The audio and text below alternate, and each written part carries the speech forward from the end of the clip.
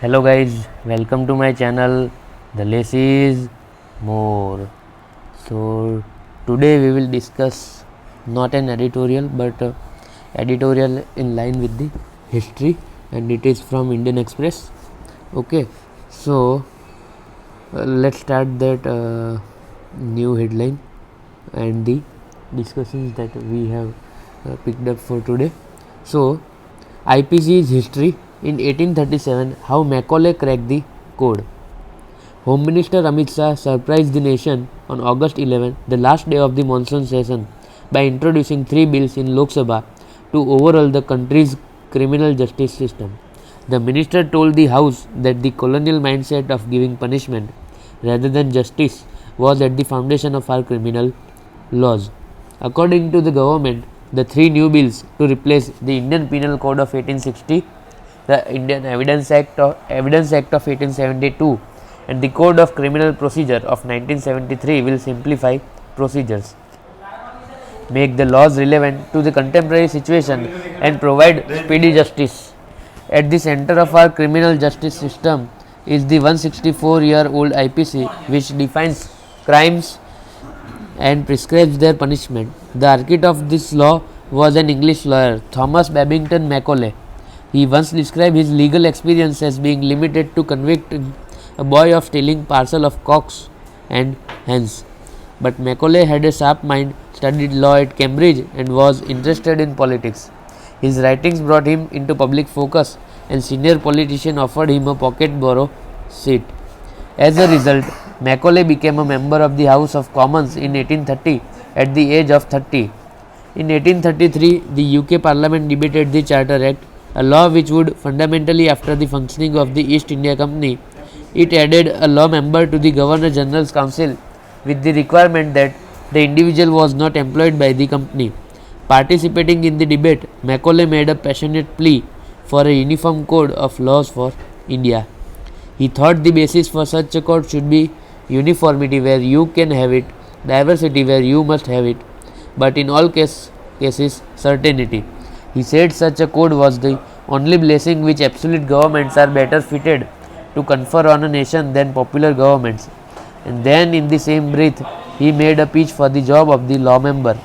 Continuing his speech, he suggested the work of digesting the vast and artificial system of unwritten jurisprudence is far more easily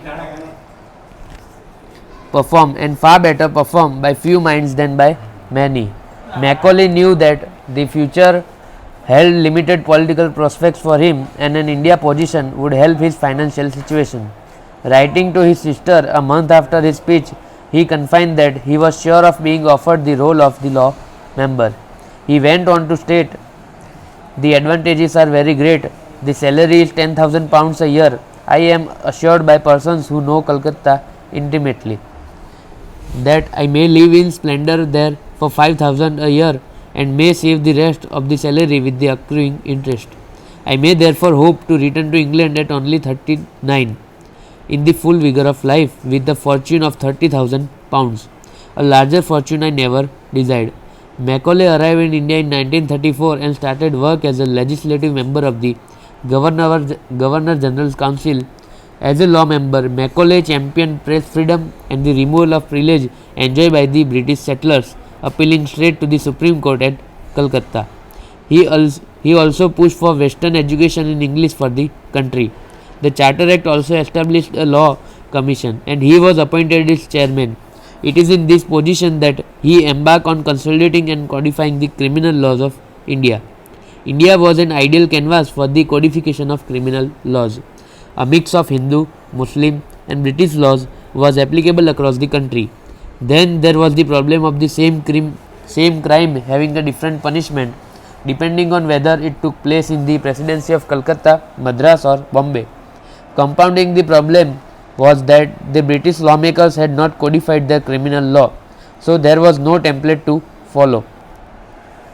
Macaulay did not want to create a simple unified digest of all the criminal laws. He wanted to create a code that would apply throughout the Indian Empire and handle all the contingencies. He thought that the language of the law should allow clear communication of the legal principle.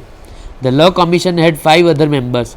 The ill health of some and the lack of competence of others meant that Macaulay had to shoulder all the responsibility of writing the first code of criminal law in British Empire.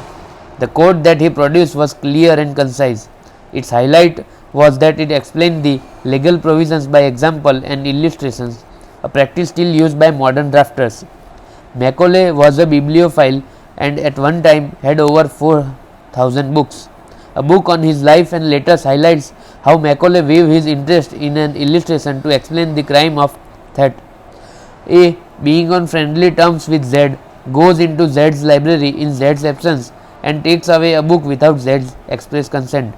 Here, if A was under the impression that he had Z's implied consent to take the book for the purpose of reading it, A has not committed theft. But if A afterwards sell the book for his own benefit, he is guilty of an offence under this section. The use of illustration led John Stuart Mill to compliment him for making the Body of Laws a popular book, at once intelligible and interesting to the general reader. Macaulay completed the draft of the IPC in 1837 and it finally became a law a year after he died in 1860. The impact of his criminal law codification exercise was felt across the British Empire. Crimes from his IPC like sodomy became a crime not only in India but in almost all British territories and continued to remain so after their independence. By all accounts, he was racist and contemptuous of Indians and their customs, and the criminal code he wrote made the British rule even more effective. For example, Macaulay's code incorporated the crime of sedition, though the draft did not use the word in IPC. It provided that anyone who by speaking or writing attempts to excite feelings of disaffection towards the government in the territories of the East India Company would be punished with banishment for life or imprisonment for 3 years. But the law he wrote with its imperfections stood the test of time, and his contribution to India have cemented his place in history. So, this was the contribution that Macaulay has made while making IPC and CPC. Okay. Even he was the legislative member for the Governor General's Council in 1934, and he has also codified this code, like the common man can also read it and contemplate it in a very simple language, and even it also made a model draft for other British empires to follow. So the Macaulay's detailed consolidation of the procedure code is historical and its importance is also significant. But now we have amended the bill and removed the IPC, and it becomes history now, and we have adopted the Bharatiya Nyaya Sanhita. Okay, and it is not about the foundation of this Bharatiya Nyaya Sanhita is not the punishment but giving the justice to the people. Okay, so it will work on that foundation. So this was for today. Let's find out some 5 new words, okay, from this Macaulay. Even the Macaulay is the good word that can be used.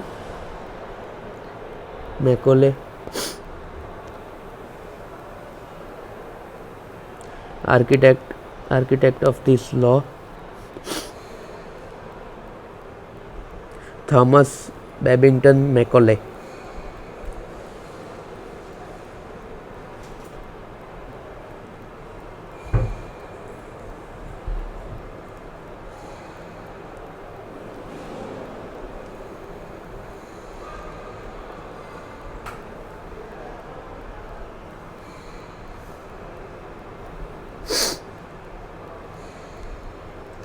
India was an ideal canvas for codification of law.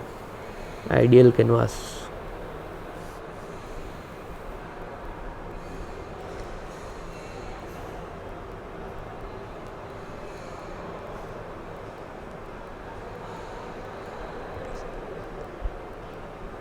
embark, to start the journey. And fifth,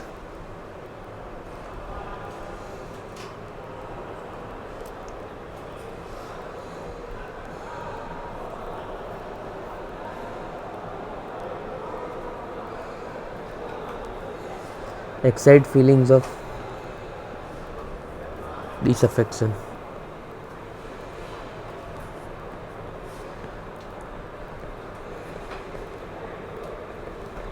Okay, so these are the 5 words. I would like you to comment in the comment section the 5 new words that you find it relevant for your studies, okay, and your conversation. So till then, bye bye, signing off for the day.